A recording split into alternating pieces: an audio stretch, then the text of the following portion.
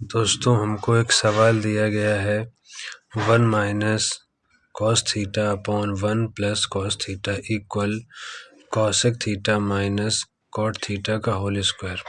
हमको इसको प्रूव करना है। ये वैसे तो बहुत ही सिंपल क्वेश्चन है, बट ये यूपी बोर्ड हाई स्कूल में ज़रूर पूछा जाता है। ये one of the most important question है। तो चलिए दोस्तों इसको सॉल्व करते हैं। हम लोग इसको अगर राइट साइड से करेंगे तो बहुत ही ईजिली सॉल्व हो जाएगा। तो हम लोग करते हैं RHS से, यानी राइट हैंड साइड से। अगर आप हिंदी में लिखना चाहें तो आप लिख सकते हैं दाएं पक्ष से। यहाँ हम लोग कुछ सूत्र पहले हमको पता होने चाहिए। जैसे लिखा हुआ है ये कॉसेक थीटा, तो दोस्तों हमें पता होना चाहिए कि cosec theta equal 1 upon sine theta होता है। Cosec theta equal 1 upon sine theta. ऐसे ही sine theta equal 1 upon cosec theta होता है। और ये क्या लिखा है, कॉट थीटा। तो कॉट थीटा इक्वल होता है, क्योंकि कॉट होता है tan का उल्टा। तो दोस्तों आपको पता होगा कि tan थीटा बराबर होता है साइन थीटा बटे कॉस थीटा। तो कॉट उसका उल्टा हो जाएगा और ये हो जाएगा cos theta upon sine theta. तो इन्हीं दोनों फार्मूले का यूज़ करके हम लोग इसको सॉल्व करेंगे। लेफ्ट हैंड साइड से हम लोग कॉसेक थीटा की जगह लिखेंगे 1 upon sine theta, 1 upon sine theta minus, और कॉट थीटा की जगह हम लोग, तो दोस्तों कॉट थीटा की जगह हम क्या लिखेंगे, cos theta upon sine theta. तो cos theta upon sine theta और इसका होल स्क्वायर। इसके बाद अब हमारे यहाँ पर जो हर हैं वो बराबर हो गए हैं। तो अब जो हमारा एलसीएम लेंगे, जो हम लोग एलसीएम लेंगे, तो एलसीएम हमारा क्या आ जाएगा, एलसीएम आ जाएगा, इसको हम लोग लाइन से अलग कर देते हैं। ये हमारे इस तरफ हम लोग सूत्र लिख लेंगे। तो हमारा एलसीएम क्या आ जाएगा दोस्तों, sine theta. Sine theta LCM आ गया। अब जो ऊपर लिखा है, या अगर आप डिवाइड भी करेंगे तो साइन से साइन 1 बार में, तो 1 1 जा 1, और साइन से साइन 1 बार में डिवाइड हो जाएगा, तो कॉस 1 जा कॉस थीटा। और अब इस पूरे का होल स्क्वायर। अब ये पूरे का होल स्क्वायर है, तो इसका मतलब हम अगर अलग अलग स्क्वायर लिखें तो भी ये सही होगा। तो हमारा ये फर्स्ट स्टेप, ये सेकंड स्टेप, और थर्ड स्टेप में 1 माइनस कॉस थीटा का whole square upon sine square theta. हम अलग अलग भी लिख सकते हैं क्योंकि ये होल पे था। तो दोस्तों अब हम अपनी थर्ड और वेरी इम्पोर्टेंट सर्वसमीका का यूज़ करेंगे। साइन स्क्वायर थीटा इक्वल दोस्तों क्या होता है, क्योंकि ये साइन स्क्वायर थीटा लिखा हुआ है, तो साइन स्क्वायर थीटा इक्वल होता है 1 माइनस कॉस स्क्वायर थीटा। ये दोस्तों इसका ओरिजिनल फार्मूला क्या है, sign square theta plus cos square theta equal 1। तो वहाँ से हम लोग पक्षांतर करके 4 फार्मूले बना सकते हैं। तो फिलहाल हमको यहाँ पर साइन स्क्वायर थीटा की ज़रूरत है, तो हमने साइन स्क्वायर थीटा बराबर क्या निकाला, 1 माइनस कॉस स्क्वायर थीटा, जिसको हम यहाँ पर रख देंगे। तो 1 माइनस कॉस थीटा का whole square upon sine square theta के प्लेस पे हमको लिखना है 1 माइनस कॉस स्क्वायर थीटा। अब दोस्तों हमें पता है कि 1 का स्क्वायर तो 1 ही होता है, इसीलिए हम इसको 1 का स्क्वायर मान सकते हैं। और ये लिखा है कॉस स्क्वायर, यानी ये किस रूप में लिखा है, ए स्क्वायर माइनस बी स्क्वायर। तो दोस्तों हम जानते हैं कि ए स्क्वायर माइनस बी स्क्वायर हमारा एक सूत्र होता है, जो कि ए प्लस बी और ए माइनस बी होता है। इसी को हम यहाँ पर अब अप्लाई कर देंगे और क्वेश्चन सॉल्व हो जाएगा। तो दोस्तों अब देखते हैं आगे। तो हमारा अगला स्टेप होगा कि यहाँ पर हम देख सकते हैं कि ये होल स्क्वायर लिखा है, तो जिसका होल स्क्वायर लिखा होता है हम उसको 2 बार मल्टीप्लाई में लिख सकते हैं। इसका मतलब 1 माइनस कॉस थीटा एक ब्रैकेट में और दूसरे ब्रैकेट में ही 1 माइनस कॉस थीटा लिख सकते हैं, क्योंकि जिसका हम लोग होल स्क्वायर लिखते हैं उसको 2 बार मल्टीप्लाई में भी लिख सकते हैं। और ए स्क्वायर माइनस बी स्क्वायर का क्या मतलब है, ए प्लस बी और ए माइनस बी। तो एक बार माइनस में एक ब्रैकेट में लिख लिया 1 माइनस कॉस थीटा और 1 प्लस कॉस थीटा लिख लिया दूसरे ब्रैकेट में।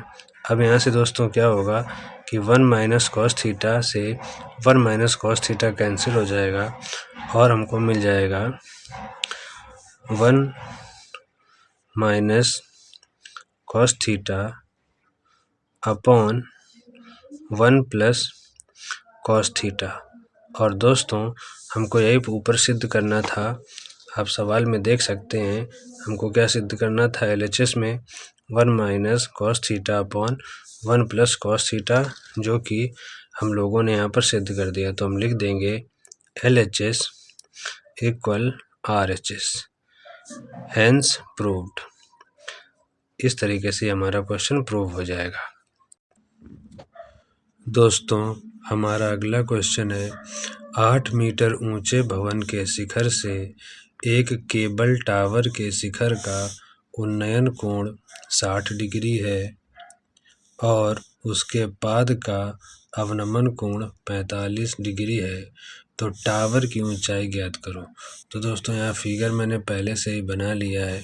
सबसे पहले हम 8 मीटर ऊंचा भवन एक लेंथ खींचेंगे जिसको हम लोग 8 मीटर कंसीडर करेंगे और इसको भवन यानी एक घर हो गया। अब इसी के सामने हमको एक केबल टावर बना देना है, जो कि ऑब्वियसली भवन से ऊंचा होगा। भवन की लंबाई से टावर की लंबाई हमेशा ज़्यादा होती है। इसके बाद अब जो कह रहा है क्वेश्चन हमारा कि भवन के शिखर से टावर के शिखर का, तो ये हमारा भवन का शिखर हो गया, ये टावर का शिखर हो गया। शिखर से शिखर का उन्नयन कोण, दोस्तों ये हाइट एंड डिस्टेंस जो कि त्रिकोणमिति का दूसरा पार्ट होता है। यहाँ पर हम 2 तरह के कोणों को पढ़ते हैं। पहला कोण होता है हमारा उन्नयन कोण। पहले कोण को हम लोग क्या कहते हैं, उन्नयन कोण। तो उन्नयन कोण पता होगा आपको दोस्तों कि उन्नयन कोण कहते हैं जब हम नीचे से ऊपर की ओर देखते हैं, नीचे से ऊपर की ओर देखते हैं, उस कोण को उन्नयन कोण कहते हैं। और दूसरा अवनमन कोण। अवनमन कोण का मतलब होता है जब हम ऊपर से नीचे की ओर देखते हैं, ऊपर से नीचे की ओर देखते हैं तो अवनमन कोण होता है। तो जब भवन के शिखर से टावर के शिखर को देखा गया तो 60 डिग्री का कोण था, उन्नयन कोण था। और भवन के शिखर से ही टावर के पाद बिंदु का मतलब है कि जो उसका बॉटम पॉइंट है, जहाँ पर वह बिंदु जो धरती पर स्थित है उसे हम पाद बिंदु कहते हैं। तो ये अवनमन कोण क्योंकि ऊपर से नीचे देख रहा है इसलिए यहाँ पर 45 डिग्री बन रहा है। और ये कोण बराबर होते हैं, क्योंकि दोस्तों ये लाइन और ये लाइन समांतर होती है, और जहाँ पर समांतर लाइन होती हैं, पैरेलल लाइंस होती हैं, वहाँ पर अल्टरनेट एंगल्स बनते हैं। इसलिए ये 45, तो ये भी 45 होगा, क्योंकि ये समांतर रेखाओं पर बनने वाले एकांतर कोण हैं। तो हमें सबसे पहले आधार पता करना होगा। दोस्तों हमें क्या पता करना है, ये आधार। अब क्योंकि ये और ये यहाँ पर ये बराबर हो गई तो ये एक समांतर चतुर्भुज हो जाएगा, और समांतर चतुर्भुज की सम्मुख भुजाएं बराबर होती हैं। तो अगर ये 8 मीटर है तो यहाँ से यहाँ तक ये भी 8 मीटर होगा। और क्योंकि ये पूरा टावर है, यहाँ से यहाँ तक का, तो यहाँ ये दूरी तो 8 हो गई जो इसके समांतर है। और हमें x नहीं पता है, हमने इसको x मान लिया, हम इसको निकाल करके 8 में ऐड कर देंगे तो हमारा पूरे टावर की ऊंचाई हमको मिल जाएगी। सबसे पहले हम लोग आधार पता करते हैं। दोस्तों ये क्या है, आधार, और हमें दिया क्या है, लंब। तो लंब और आधार किस में आता है, तो हमको जब हमने त्रिकोणमितीय की जो इकाइयाँ होती हैं साइन कॉस टेन और इनके उल्टा जो भी इनका अपोजिट होता है कॉट सेक कॉसेक, उनको लर्न किया होगा तो हमने वहाँ पर लाल बटे कक्का से सीखा होगा कि लंब बटे आधार जो होता है वो टेन थीटा में आता है। तो टेन थीटा बराबर, और किस त्रिभुज में हम लोग किस त्रिभुज को सॉल्व कर रहे हैं, ए बी डी। तो त्रिभुज ए बी डी में टेन थीटा बराबर लंब बटे आधार, या इसको हम इंग्लिश में परपेंडिकुलर अपॉन बेस कहते हैं। अब टेन थीटा की वैल्यू यहाँ पर कितनी है, तो टेन थीटा की वैल्यू है यहाँ पर 45। लंब भुजा का क्या नाम है दोस्तों, ए डी। लंब भुजा का नाम है ए डी और आधार भुजा का नाम है ए बी। बेस कितना है, ए बी। अब हम टेन 45 का मान, दोस्तों कोण के मान हमको ज़रूर याद होने चाहिए। तो टेन 45 की जो वैल्यू होती है वो होती है 1। Ten 45 equal 1। और ए डी कितना है दोस्तों, ए डी हमको 8 दिया गया है, तो 8 अपॉन ए बी। यहाँ से हम क्रॉस मल्टीप्लाई या तिर्यक गुणा कर सकते हैं। तो ए बी बन जा ए बी, ए बी बन जा ए बी और 8। तो ए बी की वैल्यू क्या आ जाएगी, 8 मीटर। इससे हमें ये पता चल गया कि जो हमारा आधार है वो 8 मीटर है, यानी हम ये कह सकते हैं कि ये 8 मीटर हो गया। अब दोस्तों ए बी और डी सी ये बराबर होंगी क्योंकि ये समांतर रेखा हैं, और बराबर होंगी तो हम कह सकते हैं कि ए बी और डी सी भी क्या हो जाएगी, 8 हो जाएगी।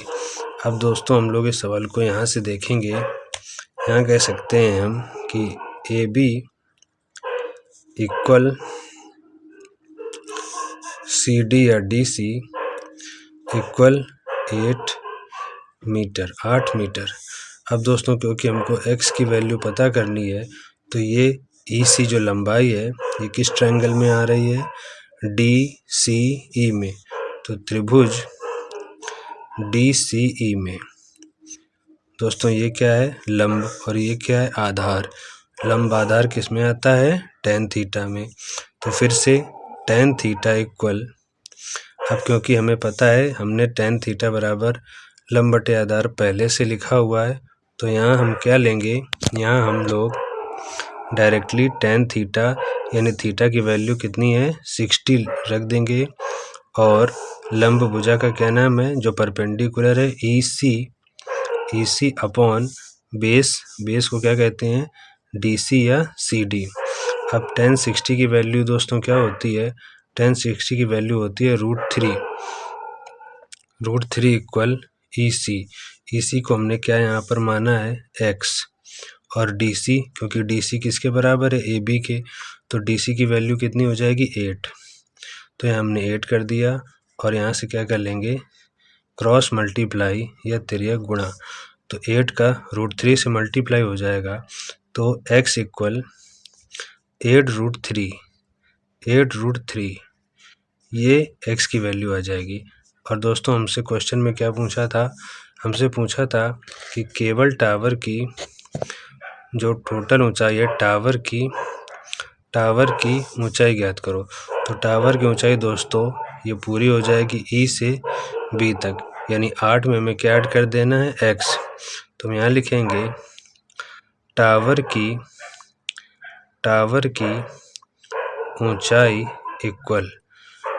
ऊंचाई इक्वल बी सी प्लस सी ई। तो बी सी दोस्तों कितना है, 8, और x कितना आया है, सी कितना आया है, 8√3। अब दोस्तों यहाँ पर हम 8 कॉमन ले सकते हैं। 8 कॉमन ले लिए तो क्या आ जाएगा, 8 1 जा 8, 1 प्लस 8 1 जा 8 कैंसिल हो जाएगा, √3। वैसे तो दोस्तों यही आंसर हो जाता है, बुक्स में ज़्यादातर ऐसा ही आंसर दिया रहता है, बट अगर आप इससे आगे भी सॉल्व करना चाहते हैं तो हम यहाँ पर √3 की वैल्यू रख देते हैं। दोस्तों हम सबको पता होगा कि √3 की वैल्यू क्या होती है।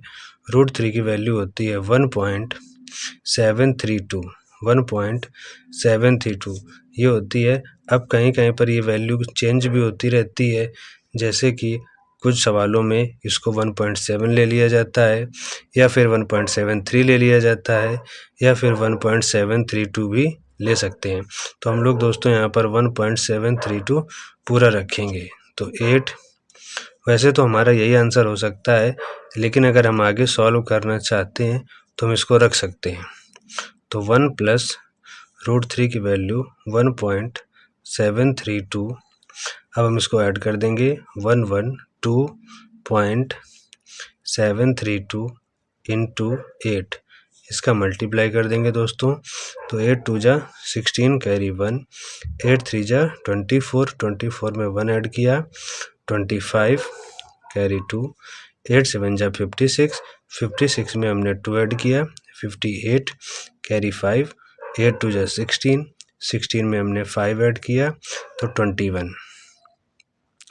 और हमको पॉइंट 3 डिजिट से पहले लगाना है 1 2 3, तो 21.856 मीटर ये केबल टावर की ऊंचाई आ जाएगी।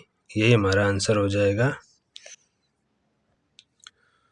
दोस्तों हमारा अगला प्रश्न है कि एक भिन्न 1/3 हो जाती है जब उसके अंश से 1 घटाया जाता है, और यह 1/4 हो जाती है जब हर में 8 जोड़ दिया जाता है। तो हमें भिन्न ज्ञात करनी है। प्यारे दोस्तों, ये भी क्वेश्चंस बहुत ही इम्पोर्टेंट क्वेश्चंस में से एक है, जो कि यूपी बोर्ड परीक्षा में आ जाता है। तो हम लोग दोस्तों इस क्वेश्चन को सॉल्व करते हैं। सबसे पहले हम लोग मानेंगे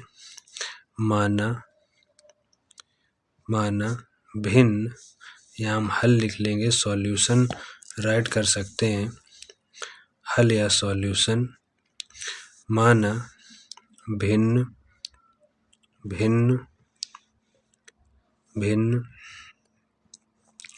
बराबर x/y, ये हमने भिन्न मान ली। अब क्योंकि इसमें 2 कंडीशन है, तो हम लोग प्रथम स्थिति या फर्स्ट कंडीशन से सॉल्व करते हैं। तो प्रथम स्थिति क्या है दोस्तों? एक भिन्न 1/3 हो जाती है। कब हो जाती है? जब उसके अंश से 1 घटा दिया जाता है। हमने भिन्न क्या मानी है? x/y। जब इसके अंश से 1 घटा दिया जाएगा, यानी x/y, और अंश से कितना माइनस करना है? 1। तो भिन्न कितनी हो जाएगी? 1/3, तो इक्वल 1/3। जब दोनों तरफ फ्रैक्शंस लिखी हो और बीच में इक्वल का साइन हो, तो हम लोग क्रॉस मल्टीप्लाई या तिर्यक गुणा कर लेते हैं। तो जब हम इसका सॉल्व करेंगे आगे, तो 3 का इंटू x से हो जाएगा 3x इक्वल 3 1 जा, सॉरी यहाँ इक्वल नहीं है दोस्तों, क्योंकि 3x माइनस आ जाएगा, इक्वल नहीं है, माइनस 3 1 जा 3, और 3x माइनस 3 1 जा 3 इक्वल y का 1 से दोस्तों मल्टीप्लाई होगा, तो y 1 जा y। अब हम लोग y को लेफ़्ट साइड ले आएंगे और -3 को राइट साइड भेज देंगे। तो 3x माइनस y इक्वल 3 -3 उस साइड जाएगा, राइट साइड आएगा, तो दोस्तों +3 हो जाएगा, और ये हमारी इक्वेशन फर्स्ट हो जाएगी। अब हम लोग द्वितीय स्थिति या क्वेश्चन के अनुसार जो हमारा सेकंड केस है उसको फॉलो करेंगे, उसको सॉल्व करेंगे। आगे हमारा क्वेश्चन कहता है दोस्तों कि एक भिन्न 1/4 हो जाती है। कब हो जाती है? जब हर में 8 जोड़ दिया जाता है। हमने दोस्तों फ्रैक्शन क्या मानी थी? x/y, यानी x/y में हर में कितना जोड़ना है? 8। हर में जब हमने 8 जोड़ा तो हमारी भिन्न कितनी हो जाती है? 1/4, तो इक्वल 1/4। फिर बिल्कुल फर्स्ट केस की तरह हम लोग क्रॉस मल्टीप्लाई कर लेंगे। तो तिर्यक गुणा करने पर 4 का x से मल्टीप्लाई होगा दोस्तों, तो 4x हो जाएगा, इक्वल जब हम 1 का मल्टीप्लाई करेंगे तो सेम नंबर आ जाएगा, वाई वन जा वाई प्लस 8 वन जा 8। दोस्तों हम वाई को लेफ़्ट साइड पे बुला लेंगे या इसको इस साइड लिखेंगे तो 4x minus Y equal 8। Equation 2, ये दोस्तों हमारी दूसरी इक्वेशन बन गई। अब हम लोग इक्वेशन फर्स्ट और इक्वेशन सेकंड में विलोपन विधि या एलिमिनेशन मेथड का यूज़ करके बहुत ईजिली एक्स वाई का मान निकाल लेंगे और हमारी फ्रैक्शन आ जाएगी। दोस्तों हम लोगों को यहाँ पर 3 विधियाँ सिखाई गई हैं। पहली है एलिमिनेशन मेथड यानी विलोपन विधि, दूसरी सब्स्टिट्यूशन मेथड जिसको हिंदी में प्रतिस्थापन विधि कहते हैं, और थर्ड है वज्र गुणन विधि जिसे हम लोग क्रॉस मल्टीप्लिकेशन मेथड कहते हैं। तो यहाँ जो सबसे इजी होती है वो विलोपन होती है। तीनों इजी हैं बट हम लोग विलोपन को यहाँ पर सॉल्व कर लेंगे, विलोपन विधि से इसे लगा लेंगे। तो अब हम लोग इसको आगे सॉल्व करते हैं। हमें इक्वेशन फर्स्ट और इक्वेशन 2 को सॉल्व करना है। तो हम लोग यहाँ लिखेंगे समीकरण 1 व 2 से हमने देखा कि 1 में माइनस वाई और 2 में भी माइनस वाई है, मतलब वाई पहले से बराबर है। तो हमें बराबर करने के लिए किसी भी दूसरे नंबर का मल्टीप्लाई नहीं करना है। तो 1 व 2 से समीकरण हमारा एक क्या है, 3x माइनस वाई इक्वल 3, और इक्वेशन 2 क्या है, 4x माइनस वाई इक्वल 8। दोस्तों y हमारा इक्वल तो है लेकिन इसके जो सिंबल हैं, जो माइनस का चिन्ह है, ये भी इक्वल है। अब माइनस माइनस तो कैंसिल नहीं होंगे और हमको इसका सिंबल चेंज करना होगा, प्लस में बदलना होगा। तो जब भी हमें सिंबल चेंज करने हो तो हम लोग हमेशा इक्वेशंस को माइनस करते हैं। तो हम यहाँ लिखेंगे घटाने पर, हमेशा घटाया जाएगा। तो जब घटाएंगे तो सिंबल चेंज हो जाएंगे, तो यहाँ माइनस आ जाएगा, ये माइनस हो जाएगा और 8 भी माइनस का हो जाएगा। दोस्तों जब माइनस माइनस का मल्टीप्लाई होगा तो ये माइनस माइनस प्लस हो जाएगा। तो 3 4 यानी जब हम 3 से -4 करेंगे तो हमको क्या मिलेगा, -1। अब 1 तो हम लिखते नहीं हैं तो हम माइनस का x लिखे दे रहे हैं इक्वल, अब माइनस का y और प्लस का y कैंसिल हो जाएगा। अब यहाँ पर -8 है तो -8 से हम जब 3 या 3 से हम 8 माइनस करेंगे तो कितना आ जाएगा दोस्तों, माइनस का 5, और माइनस से माइनस कैंसिल हो जाएगा तो हमको मिलेगा x इक्वल 5। तो देखिए कितनी इजी से दोस्तों हम लोगों ने x की वैल्यू फाइंड आउट कर ली। अब x की वैल्यू हम किसी भी इक्वेशन में, चाहे फर्स्ट में या सेकंड में रख करके इजीली निकाल सकते हैं। तो x का मान समीकरण 1 में रखने पर, समीकरण 1 में रखने पर, तो समीकरण 1 में रखेंगे दोस्तों। समीकरण 1 हमारा ये है 3 इंटू एक्स की वैल्यू हमको पता चल चुकी है 5 माइनस वाई इक्वल 3, 3 5 जा 15, और हम y को उस साइड भेज दें और 3 को हम लोग लेफ़्ट साइड बुला लें तो 3 प्लस में इस साइड आएगा -3 इक्वल माइनस का y राइट में जाएगा तो क्या हो जाएगा, प्लस का y। तो y इक्वल 15 से दोस्तों हम 3 माइनस करेंगे तो कितना आ जाएगा, 12। तो दोस्तों ये देखिए y की वैल्यू आ गई। अब हमको फाइनली क्या बताना था, भिन्न ज्ञात करो। तो दोस्तों भिन्न क्या आ जाएगी, भिन्न इक्वल, हमने भिन्न मानी थी x अपॉन वाई। यहाँ पर दोस्तों हमको ये गलती नहीं करनी है कि हम लोग केवल x और y का मान निकाल के इक्वेशन को छोड़ दें या लेफ्ट कर दें। हमसे भिन्न पूछा है तो हम फाइनल आंसर अपना भिन्न के रूप में ही लिख करके ख़त्म करेंगे। तो x जो कि हमारा अंश था क्या हो जाएगा 5, और y हमारा हर था तो ये हो जाएगा 12। तो हमारा जो आंसर आएगा या जो हमारी भिन्न आएगी वो 5.12 होगी और यही फाइनल आंसर हमारा हो जाएगा। दोस्तों हमारा अगला क्वेश्चन दिया गया है, 2 अंकों से बनी किसी संख्या का योग 9 है। यदि संख्या के अंक उलट दिए जाएं तो नई बनने वाली संख्या मूल संख्या से 27 अधिक होगी, तो संख्या ज्ञात कीजिए। दोस्तों ये सवाल one of the most popular questions में से है, जो बोर्ड एग्ज़ाम में, यूपी बोर्ड एग्ज़ाम में पूछा भी जाता है और सीबीएसई में भी पूछा जाता है। तो हम लोग इस क्वेश्चन को सॉल्व करते हैं। तो इसमें भी दो केस हैं कि संख्या का योग, अंकों का योग, संख्या के अंकों का योग है दोस्तों, यहाँ पर संख्या का योग नहीं, संख्या के अंकों का योग, संख्या के अंकों का योग 9 है।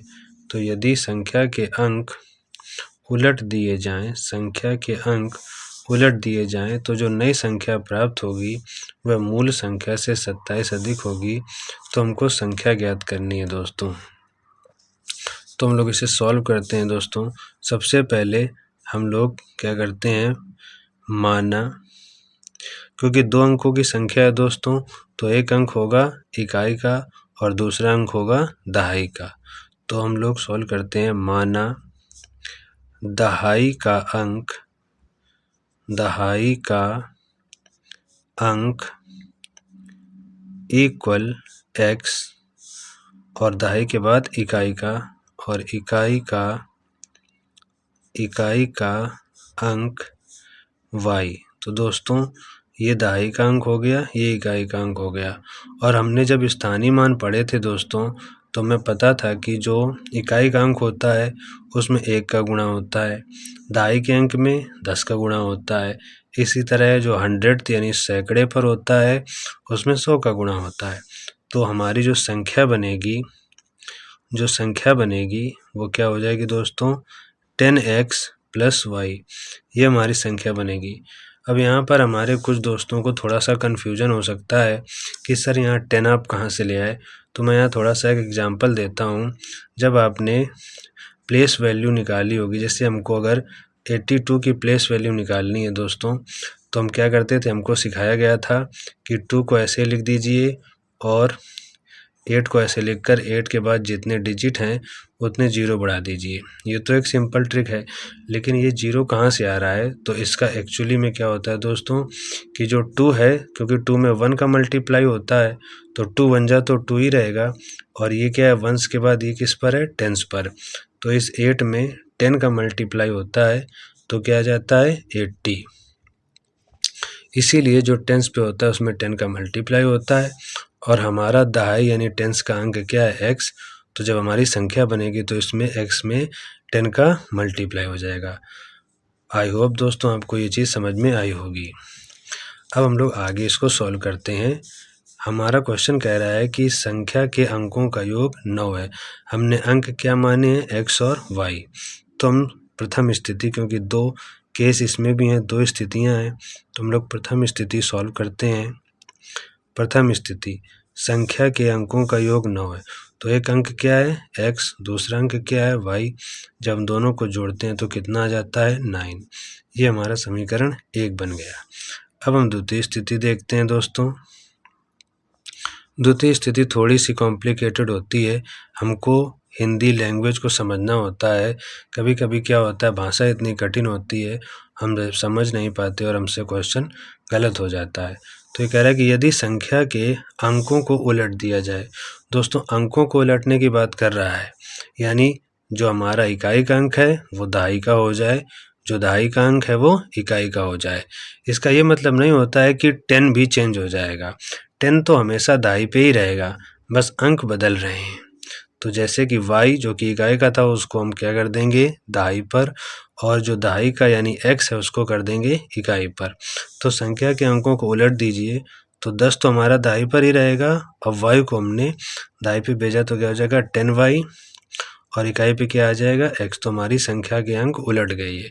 अब कह रहा है कि संख्या के अंकों को उलट दिया जाए, तो जो नई संख्या बनी, यानी नई संख्या ये बनी, वो क्या है, वो मूल संख्या से, मूल संख्या का दोस्तों मतलब है जो पहली संख्या जो क्वेश्चन में हमने सॉल्यूशन में मानी थी, तो उससे 27 अधिक होगी। तो हमारी मूल संख्या क्या थी, वो थी 10x + y, और इससे कितनी अधिक हो जाएगी, 27 यानी 27। अब दोस्तों हम लोग x को और y को एक तरफ लिख लेते हैं। यहाँ पर लिखा है 10y, इस 1y को हम लोग लेफ्ट साइड में ले आएंगे तो हो जाएगा -का y, क्योंकि यहाँ पर प्लस में है, प्लस एक्स, 10x यहाँ पर प्लस में है, इसको हम लेफ्ट साइड में लाएंगे तो माइनस 10x इक्वल 27। 10y से 1y माइनस होगा तो कितना हो जाएगा दोस्तों, 9y। और इसके बाद यहाँ पर माइनस 10x और यहाँ पर प्लस का 1, तो 1 से हम माइनस 10 माइनस करेंगे तो क्या आ जाएगा, माइनस का 9x है ये तो 9x इक्वल 27। और हम लोग 9 कॉमन ले सकते हैं यहाँ से, तो ये आ जाएगा y माइनस 9 से 9 कैंसिल हो जाएगा y, और 9 से 9 कैंसिल हो जाएगा तो x इक्वल 27। दोस्तों हम सामने सामने डिवाइड कर सकते हैं, 9 3 जा 27 होता है, तो यहाँ से हमको मिल गया y माइनस एक्स इक्वल 3। ये दोस्तों हमारी सेकेंड इक्वेशन आ गई, या द्वितीय स्थिति में हमारा दूसरा समीकरण मिल गया। अब हम लोग दोस्तों फर्स्ट और सेकंड इक्वेशन का यूज़ करेंगे और एक्स वाई की वैल्यू निकाल लेंगे। तो समीकरण 1 व 2 से, फ्रॉम फर्स्ट एंड सेकंड, समीकरण 1 व 2 से, 1 व 2 से।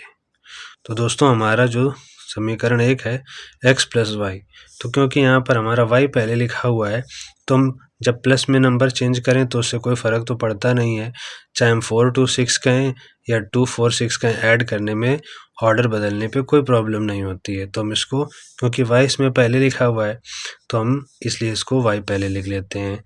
तो क्या लिख लेंगे, y प्लस एक्स इक्वल 9, और यहाँ लिखा हुआ है y माइनस एक्स इक्वल 3। दोस्तों हम देखें यहाँ पर प्लस का x है और ये माइनस का x है, इससे हम ये कह सकते हैं कि हमारे निशान पहले से ही ऐसे हैं जो हम इजीली कैंसिल कर सकते हैं और हमको निशान चेंज करने की, सिंबल चेंज करने की कोई ज़रूरत नहीं है। तो हम क्या कर देंगे, जोड़ने पर। जब हमें सिंबल चेंज नहीं करने हैं तो हम लोग हमेशा जोड़ते हैं, और जब सिंबल चेंज नहीं करने होते हैं तब हम लोग जोड़ते हैं, और जब चेंज करने होते हैं तब घटाते हैं। तो देखिए प्लस के x से माइनस का x कैंसिल हो जाएगा, 1y कितने y हो जाएंगे, 2y इक्वल 9 प्लस 3 12 हो जाएगा दोस्तों, 2 6 जा 12, तो y इक्वल क्या आ जाएगा, 6। तो दोस्तों y की वैल्यू क्या आ गई, 6। y की वैल्यू हमको 6 मिल गई। अब y की वैल्यू हम समीकरण 2 या 1 किसी में भी रख देंगे। तो दोस्तों अब आगे देखते हैं, y का मान समीकरण 1 में रखने पर, समीकरण 1 में रखने पर, अब समीकरण 1 हमारा था x प्लस वाई, तो x प्लस वाई की वैल्यू हमने यहाँ से क्या निकाली है, 6 इक्वल 9। तो x इक्वल 6 को राइट साइड में भेजेंगे तो 9, यहाँ प्लस 6 है उस साइड जाएगा -6, x इक्वल 9 से 6 माइनस करेंगे 3, तो x की वैल्यू क्या आ गई दोस्तों, 3। अब हमको x y के मान निकालने के बाद यहीं नहीं छोड़ देना है, हमको दोस्तों इसको आगे भी सॉल्व करना है, क्योंकि हमसे संख्या पूछी गई है। तो संख्या, इसमें हमको ऑर्डर का बहुत ध्यान रखना होता है। हमने x को क्या माना था, दहाई का अंक, तो इसको लिखेंगे दहाई के प्लेस पर, और y को क्या माना था, इकाई का अंक, तो हम y की वैल्यू को लिखेंगे इकाई के अंक पर। तो दोस्तों संख्या हमारी क्या आ गई, 39 यानी 39, यही हमारा आंसर हो जाएगा। Thank you.